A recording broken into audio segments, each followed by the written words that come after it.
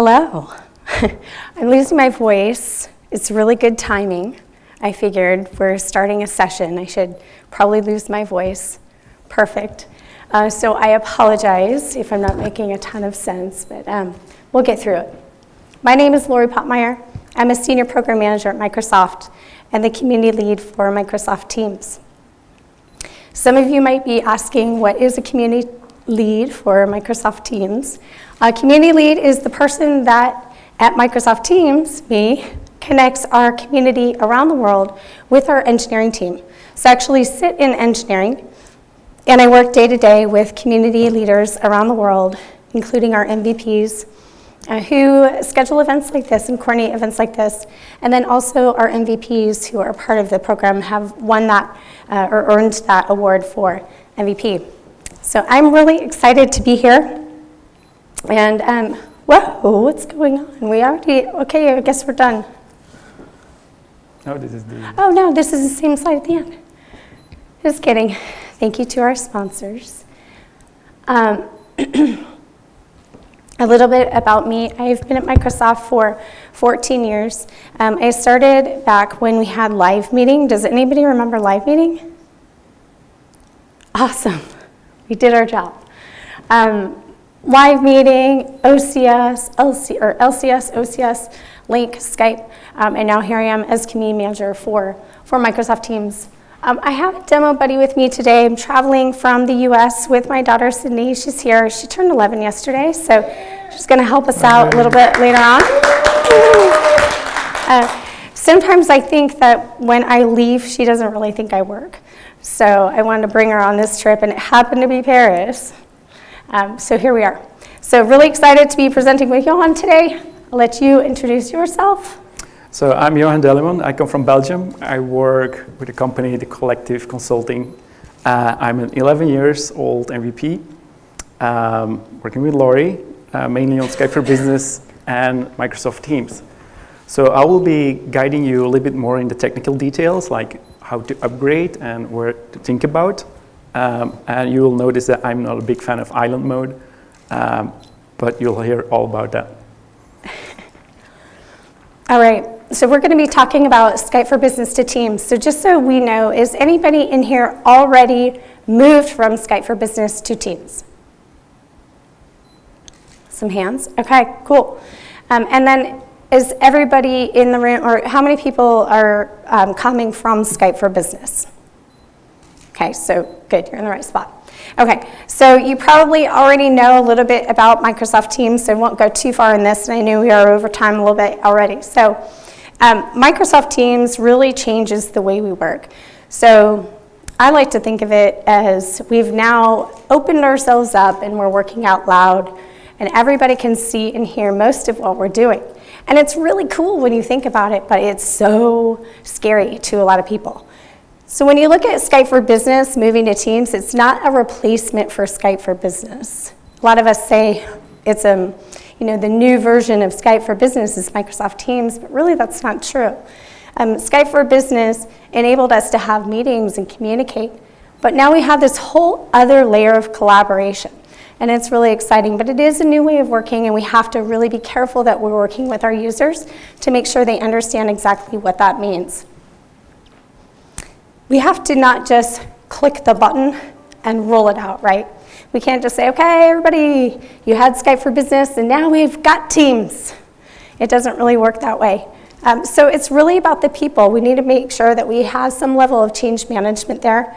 And I know there's been a lot of sessions this week already about user adoption, and you've probably gotten a lot of things that you've taken away. So today I'm not going to spend too much time on excuse me, all of the details of user adoption. We've got a lot of that documented, but we are going to talk about some of the tactics that we can use to make it a little bit easier for our users, and what we did at Microsoft really to help ease that change from Skype for Business to Microsoft Teams. Why we fail. Does any of this list look familiar? It could be any technology rollout, right? We have unrealistic expectations. We just assume that we're going to switch over and everybody's going to immediately be using it and there's going to be no complaints. Or maybe there will be for a couple of weeks and then it'll kind of die down, but everything is going to go smooth. In reality, we know that if we don't prepare our users, we don't prepare our environment, things are not going to go smooth. And then a lot of times people say, oh, you work with user adoption, or in the past I've done user adoption programs. And everybody say, oh, like training? Yeah, like training, like a little piece of the pie, right, is training. But there's so much more when you look at user adoption, how you are going to prepare your users than just training. And so it's so important not to rely on only training. And I think in 3 of the sessions that I was in today, I heard that. So super important for us to remember that. Not understanding who our users are. I think one of the most important things, thank you, I have a cough drop in my mouth, so, but I appreciate that, that's backup. One of the most important things is when we talk about moving from Skype for Business to Teams is understanding how people are going to use it. Thank you though. So our user scenarios. So I use Microsoft Teams different than all of you in this room, and all of you in this room use it different than everybody else. And the same goes for any other technology. We all use it how we use it. And when we look at different geographies, we look at different verticals, we look at different roles within those organizations, they all use it different too. So we really need to understand what our scenarios are to make sure that we're preparing people to use it based on how they work today. And then the most important one is this last one. We don't give them a reason. Why? We have Skype for Business today. Works fine. Why are we moving? Right? And so giving them that reason, helping them understand what their reason is, even though they might not know it yet, is something that we need to think about. So, 1 second. We didn't build in the time for Laurie to take drinks. This is my personal reason. So I work from home. I live in Portland, Oregon. Portland, Oregon is 3 hours south of Bellevue. So most of my team works in Bellevue. Some of my team, one person is in Prague, one person is on the East Coast. So we've got people kind of spread out. But the majority of our team is in Bellevue, Washington. So sitting in my office is a little bit lonely sometimes. It's really hard for me to connect with the rest of the team when you think about just sitting alone in an office, whereas everybody else is going in and they're seeing each other day to day and they're talking and they're sharing lunch and talking about their weekends. But that's the social part, and I'll talk about that a little bit later too.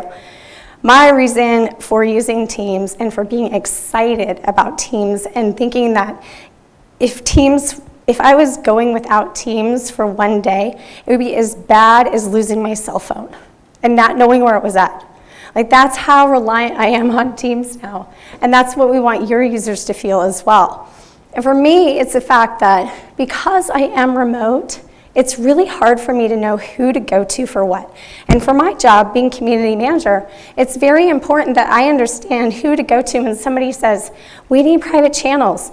And I need to say, okay, who's the PM that works on private channels? I know him really well now, really, really well. Roshan, he's a great guy. But that's an example. When I need to talk about a feature, understand a feature, ask a question about a feature, I need to know who to go to. And when I'm not walking the halls and seeing those people face to face, and I'm relying on their little picture of their avatar, it's difficult for me. And especially if I reach out to people, like a cold IM, and they don't know who I am because I'm in Portland 3 hours away and they don't see me every day. So one of the things that made a huge difference to me is when I started using Teams, because before it would go like this. I would email somebody that I knew and say, hey, do you happen to know who the person is to talk to about private channels? And they would respond to me maybe 2 days later, maybe 5 minutes later, what? It may take some time. And, or it might get out of office, oh, this person's gone for 2 weeks, and then the process would start over, right? Then you send a message to somebody else. Hey, do you happen to know who the right person is to talk about private channels? And this would go on, right? Until eventually I may get the answer, or I may get, oh, you should talk to so-and-so. They probably know who. So you get my drift. It could take a very long time. It'd take a couple of hours, but it could take a couple of weeks to get answers to really simple questions. So with Teams, it has made my life so much easier. I can use the search bar, and we know there are issues with search, and it could be better. However, search does work to find messages and people and files pretty well. We are working on improving that. But the most important thing for me is being able to go into our Teams team. So this is an actual screenshot of the Microsoft Teams team. And I don't want you to get scared by this 106 hidden channels there. It's a little bit overwhelming. We have quite a few channels, but I will tell you, I can go into any one of these channels and I can ask the silly question, who do I go to for X? Or, hey, does anybody have any information about Y? And immediately I get an answer. It may not be the right answer every time. It may be pointing me to somebody else, but then that person that they're pointing me to is tagged and they're automatically in that discussion. So it has made things happen so quickly, and that's been a big, big time saver for me, and that's just one simple example. So giving people the reason why do they want to use Teams. The adoption framework is a framework that Microsoft built. We won't go too far into this, but I did want to bring it to your attention to let you know how much documentation and thought has been put forth towards the topic of user adoption. So we've got all kinds of documentation and resources there for you. We have a 3-phased approach. Starting, which is your planning phase, experimenting, which is when you go into your pilot phase, and then scaling, which is post-deployment, and making sure that the engines keep running. All of that is documented in the Customer Success Kit. If you go to aka.ms Skype to Teams, you can get all kinds of resources here. That's where all of our templates are, communication templates, our posters, tips and tricks, and different guides. A really great place for all of those resources, and as well links to all of our guidance. So I'm going to go through 6 adoption strategies that work. And in those, I'm going to share some of what Microsoft did, some examples for you.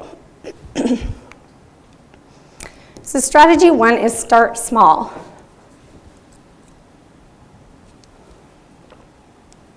With Teams, it can be so overwhelming. There's so much in there. There's so much going on. And so starting small is really important. And one way of starting small is by doing a pilot. A pilot is absolutely imperative.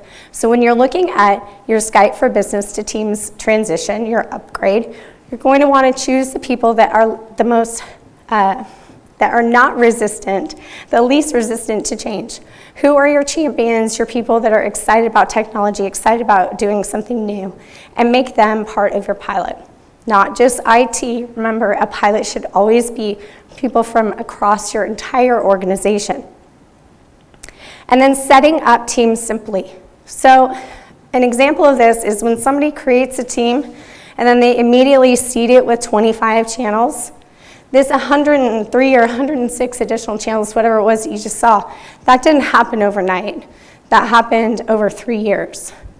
So when you're setting up teams for the first time, you do get the general channel, but then think really thoughtfully about what those additional channels you have are going to be, and make sure that your users have the guidance to not start so broad.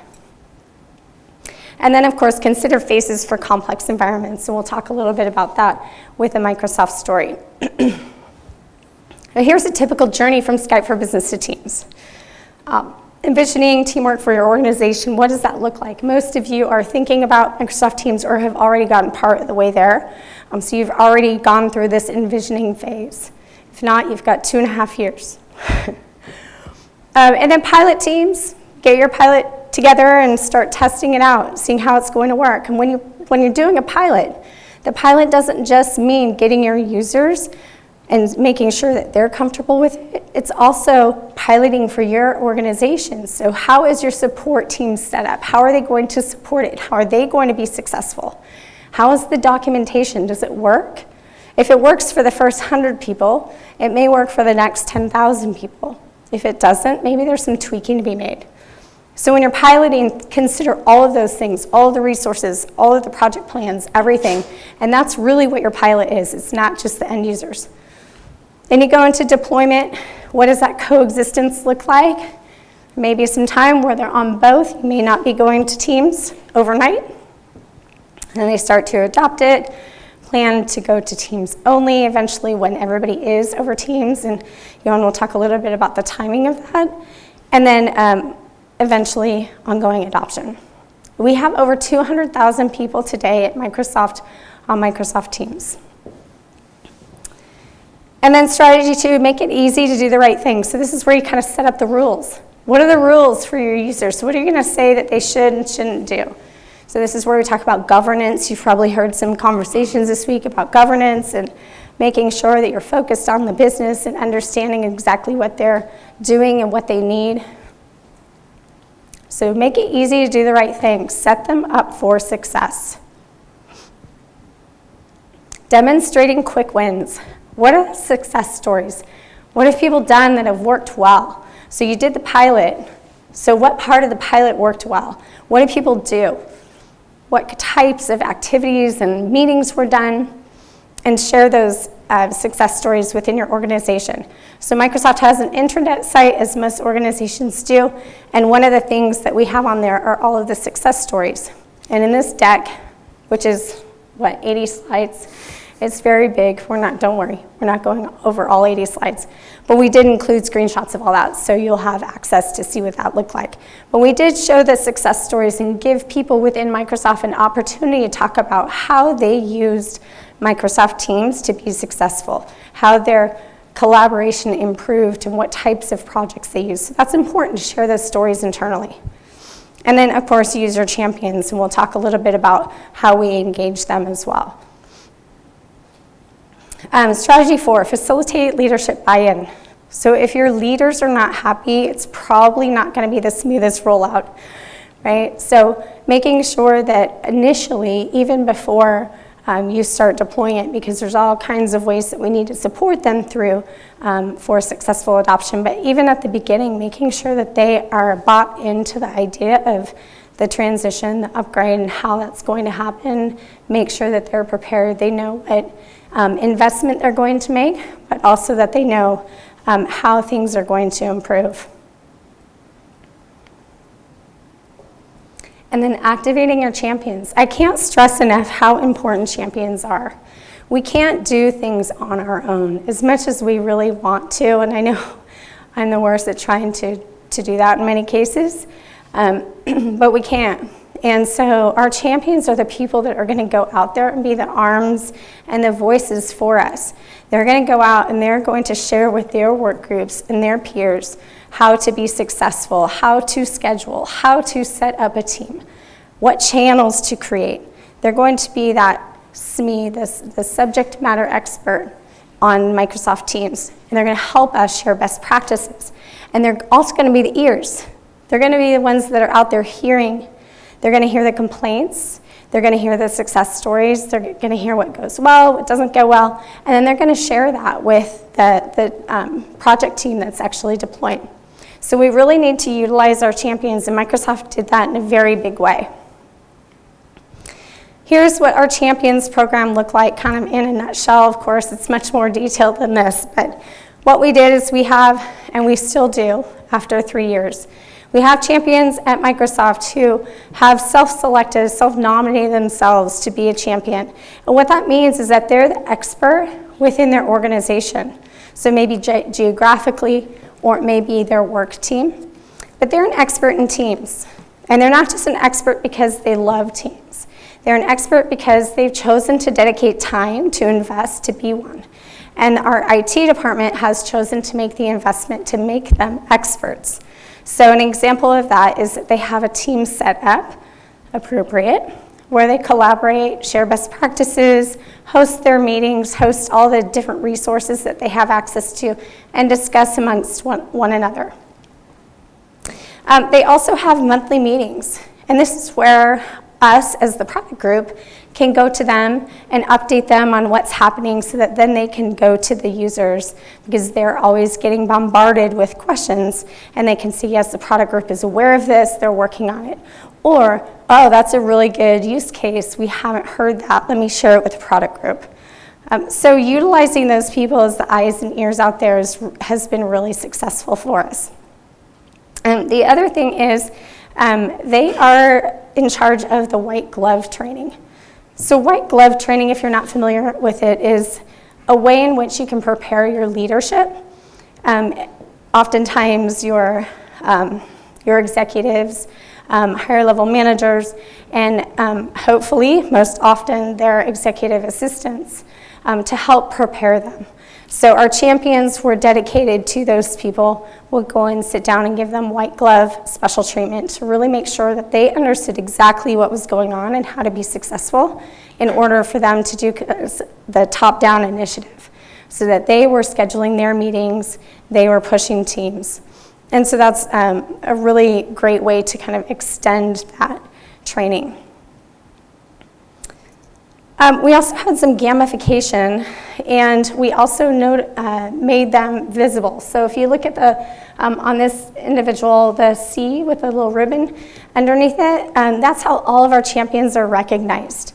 So when you go into Teams, you can see that person has a champion signature there, and that you can ask them your Teams-related questions.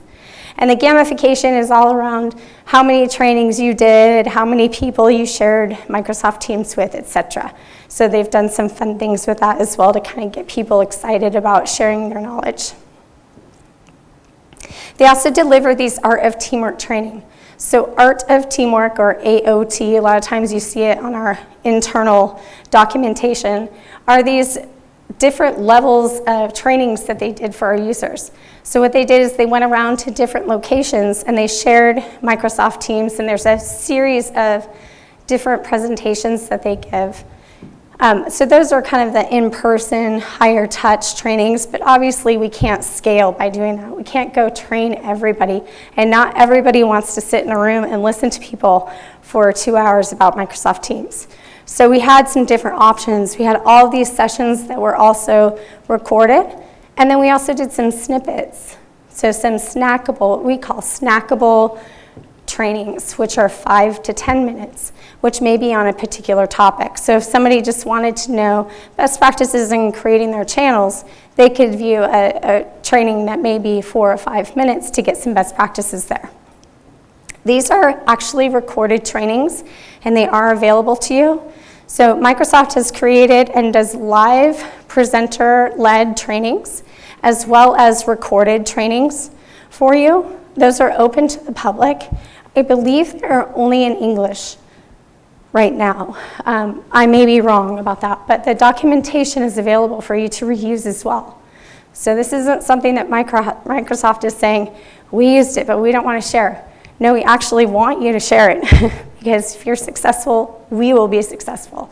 If your users are successful, they make you successful. So that's what we want. So it's all about sharing. This is all available. If you can't find something, you can feel free to reach out to me, and I'll track it down for you. Nothing is a secret. It's all out there for you. And then strategy 6, create stickiness. So I said bring current apps into Teams, and Vesa showed a little bit about that with the tabs today and different apps that you can bring in. Microsoft has really kind of adopted the mentality of let's bring people into Teams to do the work that they do anyway. So if they need to get a shuttle from bus 30 to bus 5, or from building 30 to building 5, let's have them go into Teams to request that via an app, whereas they used to have to go to the website to do that. If they wanted to see what the menu was in the cafe that day, let's create an app in Teams to be able to do that. So taking the things that we already do today, and that could be just scheduling travel or HR, etc., and bringing that into Teams so that we can actually use that as our office. So the thing about Teams is that I hear oftentimes people saying, we don't want to do emojis. This is work. We don't need emojis. We definitely don't need GIFs. Like, we need to be professional, and we don't want it to be all junked up with this stuff, right? But here's the thing. When you're at work, not many people walk around with files and are like robots, right? They're not just walking around not making eye contact with anyone and then going to their desk and emailing or sitting in a conference room and starting business right away, right? There's that human connection that is so important. And this is really important to me because I work remote, but it's very important for everybody because even when we're in an office, sometimes we aren't very social, or sometimes we aren't comfortable talking to people about our personal lives, etc. So make Teams real. Give it some personality. Let people be people. Let them be human. And ways that we can do that are by doing, I have a channel in the MVP team called Meet the Team, and I've been really bad about it. But it's a good reminder. I wanted our MVPs to understand who all the different product group members were. So I was posting their pictures and having them answer an interview. And that was like a really nice get to know you thing. And I've seen other people do that with new hires. So instead of having an announcements or in the general channel where people are saying, oh, this person is new to the organization, new to our team, welcome them, they have a Meet the Team or new hires channel. And that's a really good way to have a non-work related or non-product or project related topics in there. And then fun stuff that's like, oh, so-and-so got married this weekend, or so-and-so had a baby. That's a really great place to put that stuff. Again, it's all those things that you may talk about face-to-face in an office, but putting it in a team for everybody to see. And then making a place for that so it doesn't junk up your actual work that you need to get done. Make a place for it and let people use it. Give praise is great, and the Icebreaker app is a really great way for people who, especially in geographically dispersed locations, can get to know one another. So we talked about the 6 adoption strategies that work. This is if you are moving from Skype for Business to Teams or not. They're all really great adoption strategies, and I am way over time with this section, but we do have some supporting slides, like I said, that have screenshots and different things that we did in each of these areas, so happy to share those with you as well. Some of the highlights that I didn't talk about, well, I actually I did talk about the white glove executive engagements, but it's also important that when you are working in a pilot and or your deployment ongoing, that you're listening to feedback, not just feedback on the product, but feedback on the resources and the processes and the different rules that you have set in place. You're listening to feedback and that you're doing something with it. So circle back and make sure that you're reporting back on what you did with that feedback, whether that's giving the product feedback to Microsoft or making internal changes or updating documentation. Make sure that you're continuing to update your users. So we're going to shift to the technical upgrade and the user experience. Thank you, Laurie. May I call my lovely assistant on stage so she can prepare our demo station. So this is more like the technical part, and mainly I do this because I see customers doing it like more on a default way, and not always thinking about what's the best way to migrate or upgrade from Skype for Business to Teams. So first of all, I want to talk about island mode. Maybe first some questions like who uses Skype for Business, because I didn't see all the hands. Who uses Teams at the same time? Okay, who of those are in island mode? So 2 people know it. Who doesn't know it? Right, so potentially you don't know it. I refer to as island mode. It seems something really, really interesting, relaxing, very nice, but essentially it's a shark because it will bite you. It will bite you because the experience for the user is really not good. because the user has to think about what I'm going to do, like what tool I'm going to use, and it's confusing. So island mode essentially is the default upgrade mode set by Microsoft. So if you don't do anything on your tenant, you're in island mode. So kind of like if you're a lazy admin, you're in island mode. It allows for rapid adoption, but it's not always bad because it allows for rapid adoption. And if you're more focused on messaging like Teams and channels, it may still be a good idea. Although if you're coming from Skype, it's really not a good idea. It's unmanaged approach because nobody is actually managing the users, they're managing themselves. And essentially it's a blocker. Because if you're in island mode, you cannot do everything in Teams. You still need Skype to do certain things. So you don't have full capabilities, and the user is responsible of choosing the right tool.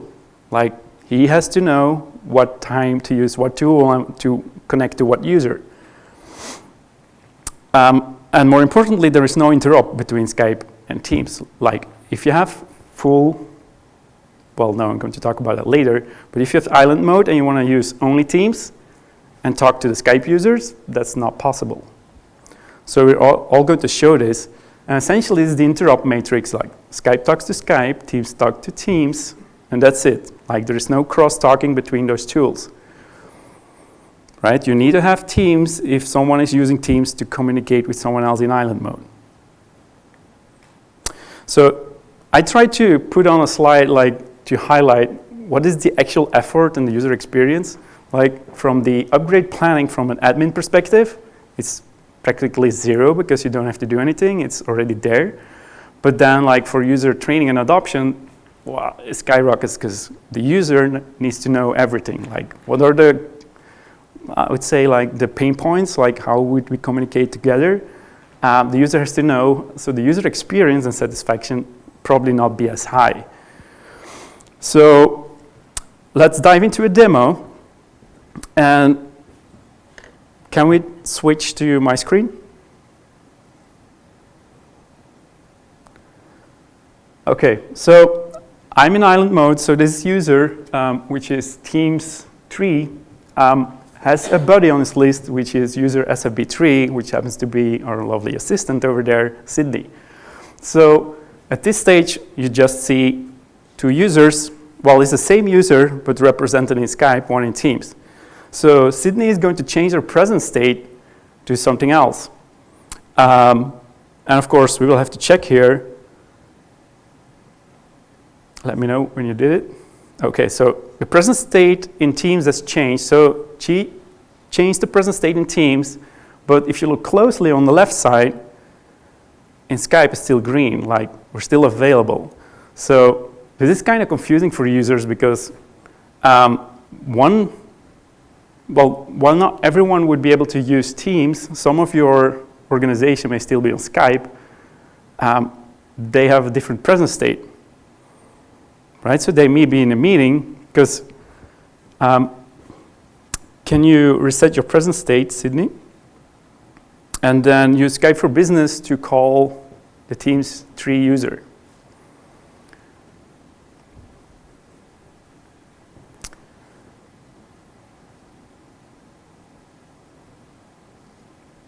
So I should be getting an incoming call. Okay, here's the call. Maybe let's put on some video.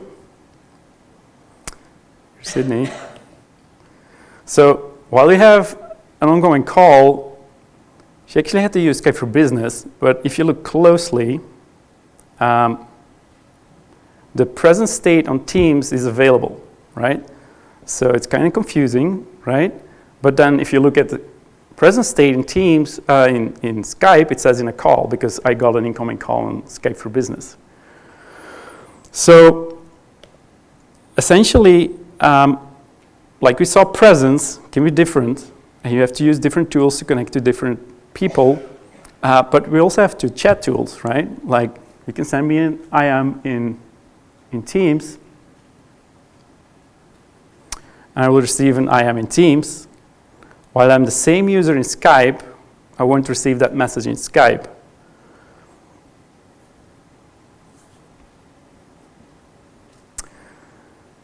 So let me see. Oh, yeah, you can. You just send the message. You can choose.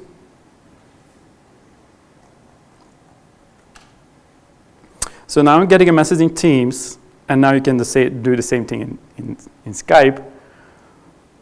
But if I'm a user and I'm not available on Teams, for example, I shut down the Teams client. You see, now I get an incoming message on Skype too.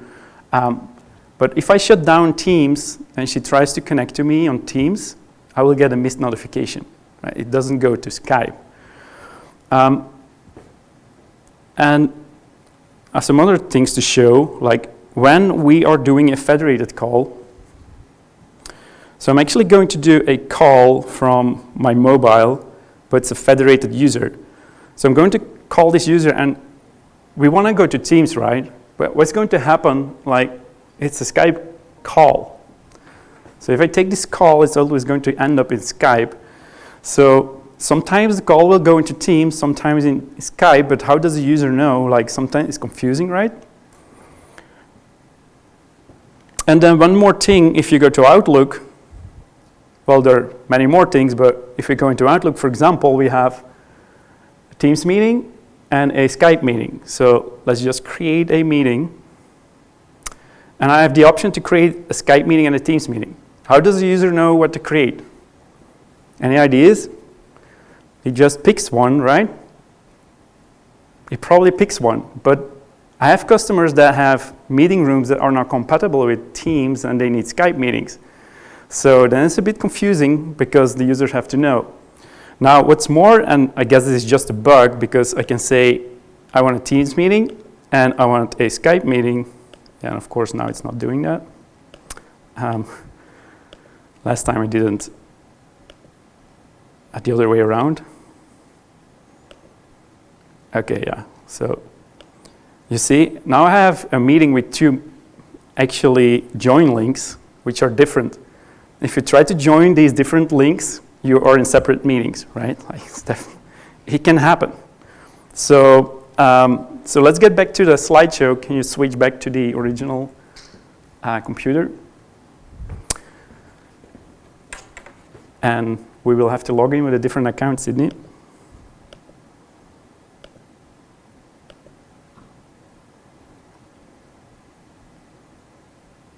Can we switch back the screens?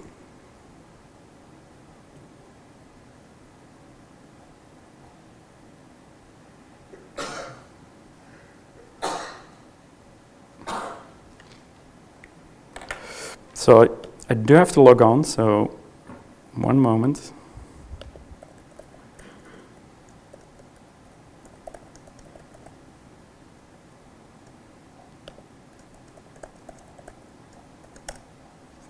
So, okay, while this is loading, can we switch back to the other laptop? Yeah. So this was island mode, so it's confusing for users, and it didn't have too much admin planning. Like, it doesn't have anything to do with adoption of Teams because this still is valid, but you also have to do it on a technical level.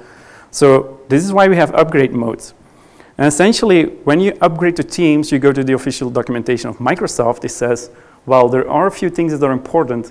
We have chat, Teams, channel, and apps, which basically go together and are probably pretty simple because this is not something we have in Skype, although chat, yes. But like the channels and the teams and the channels, we don't have that. But we also think about meetings and conferencing and voice. So not necessarily you will migrate all the feature sets from Skype to Teams at the same time. So you have to think about different paces. So this is why we have upgrade modes. And the upgrade modes on the right here, we have islands, which is an upgrade mode, but I would say never ever use it. Because you run into those issues you just saw. Then we have 3 Skype for Business upgrade modes. One is Skype for Business only. One is Skype for Business with Teams and collaboration, which means we are just going to use the Teams and the channels and the collaboration parts of Teams, but all the rest we still do in Skype. And then we add meetings as well in the third option of Skype. And then the last one is Teams only, which we ultimately want to be, right? Like that's the destination. So essentially these upgrade modes, they have a managed approach. So we manage the upgrade for the users. So we as an admin say, you, Mr. User, are in this state, and then it will be predictable for users where the messages are going to land and where the presence is coming from, and all the calls are going to. So it's a controlled upgrade, and we can say, let's do a small group of people, and then maybe the next day we can do another group of people, so you can manage it in user groups, and maybe per location, per country. So the users essentially do not longer have to choose, like, do I need Teams or Skype to connect to those users? And we can gradually move more and more users to Teams. And of course, if we come from Skype, obviously there are so many customers out there that still have large voice investments, and you cannot just move like this, right? Because some of the requirements may not be capable in Teams. And then these upgrade modes, they make it possible that Teams and Skype work together. Like you can connect from Skype to Teams and from Teams to Skype, and then you would have real conversations going. So this is kind of the interop matrix. So we see both Teams only and Teams only. That means, okay, this is just Teams. But all the other meetings, all the other options are somehow related to Skype for Business. But you see the arrows, right? Skype talks to Teams and Teams talks to Skype in all of those upgrade modes. So there's no confusion, right? Now this is a slide from Microsoft, and they say, okay, island mode is not always a bad thing if you're sure your users can take it to clients and know all the quirks that can happen with island mode, and you're an online customer mainly, and maybe a small one, maybe it can still work, and maybe you can flip the switch maybe faster to Teams only. But if you are a larger organization and you have an on-prem complex environment, it's probably not going to be island mode that you're going to use, because that's going to be really confusing. So if I then look at how does this actually work from an upgrade planning perspective, I would say like it's a lot more work because we have to plan what upgrade mode users are going to be in. The training will be less because it's not going to be confusing, and the experience is probably going to be higher for the users as well. Well, that's my personal view, right? Because I see this a lot of customers. Then if you want to know about what part of, or what tool is actually having those feature sets, like on the left side, we have Skype for Business mode with collaboration. And it means presence, chat, calling, meetings, PSTN, all in Skype. And we have collaboration in Teams. When we move one further, we actually move the meetings as well, but all the rest we do in Skype.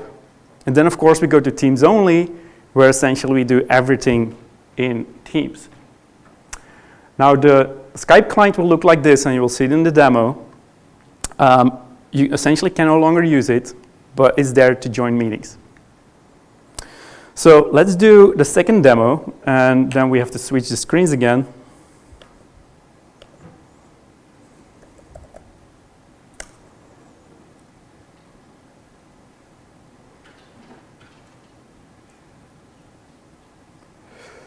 Can we switch the screens again?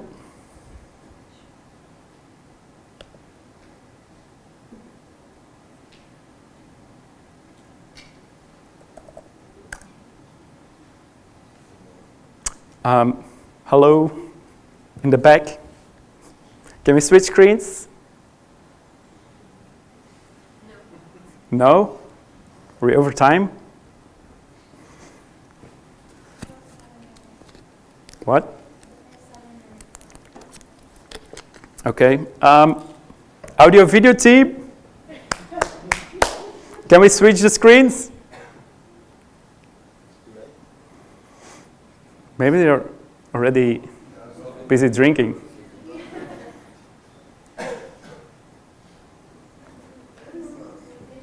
Can we switch the screens?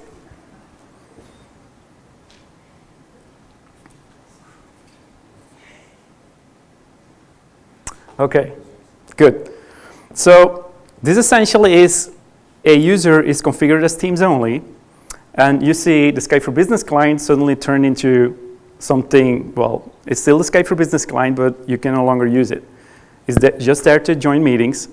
So you won't be confusing like, do I start a conversation from there? No, because you can't. And this is a Teams client. We have all the functionality there.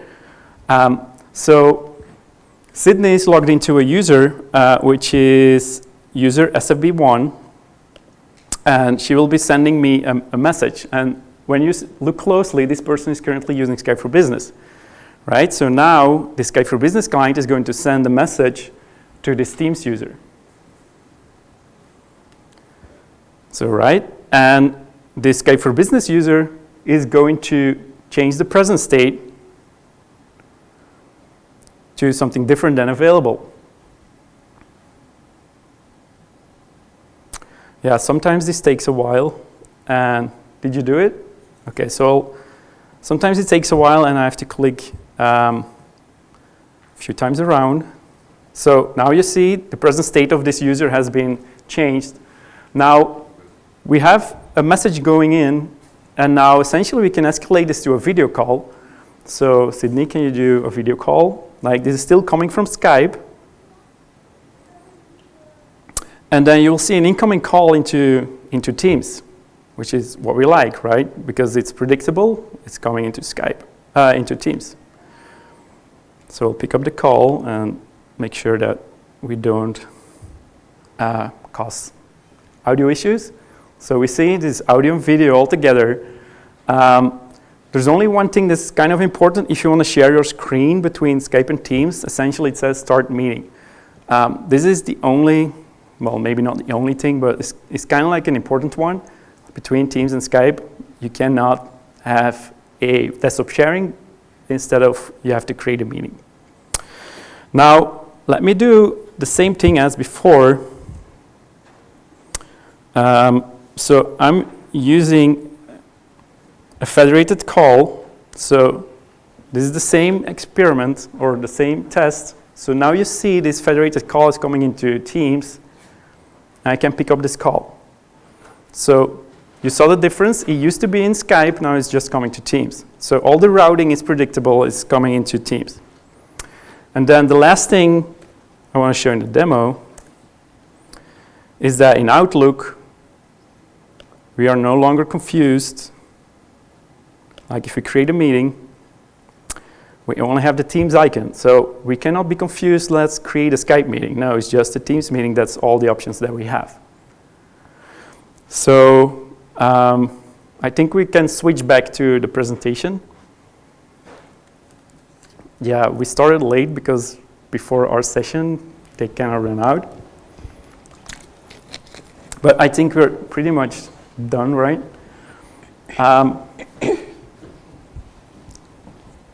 Can we switch back? Or we just talk to the end? Yeah. Oh, I let it rest. Yeah, so skip those. Okay. We'll let you all have these slides so that you have all the links to resources. So we have one slide that has, excuse me, the mega resources here. So all the user training, the recordings that I spoke about, as well as the adoption toolkit and the Skype to Teams links are there for you. And then real quick, follow Teams on Twitter. This is where we put all of our latest and greatest info. The tech community is where we answer questions, but we also ask our community to answer questions that they know of for our community. It's also where the engineering team posts their blogs. So the tech community is not where the fancy marketing blogs are that you see on Office Online. The tech community is where engineers are actually writing the blogs for themselves. User voice, super important. This pink vacuum is so awesome. I actually saw this in Germany. Oh, no, wait. In Amsterdam. Yeah. Yeah. For real, I thought it didn't exist. I had it on a slide that I used for something else, and then I saw one in person, so very exciting. The point is we don't create our product in a vacuum. So it's really important that we hear your feedback, we do listen to it, we do act on it. We're moving very, very quickly and acting as a startup, but please use user voice, the link is there, and give us your feedback. And keep coming to community events like this, because this is where you're able to get knowledge from real people that are doing what you do, but also gives you the opportunity to network and share your information with others as well. My blank slide here is just an ask for you. Please give back to the community. So many of you are speakers and you're attending this event as a sponsor or a speaker, and you're giving back in that way. But many of you are attending, maybe this is the first time, and I ask everybody, just when you're giving or receiving from the community and getting this knowledge and going to the tech community and hearing everybody's knowledge and learning from them, pick something that you can share with the rest of the community and give back. And that may be answering questions in the tech community, or speaking at an event, or attending a user group and sharing your knowledge there. Or it may be bringing a guest to present with you, or bringing a guest to the event that somebody who's never been there before. So again, thanks to our sponsors, couldn't do this without them, and we'll share these slides with you. We don't have a thank you slide, but thank you for staying here late. Thank you, Sydney. Thank you, Sid.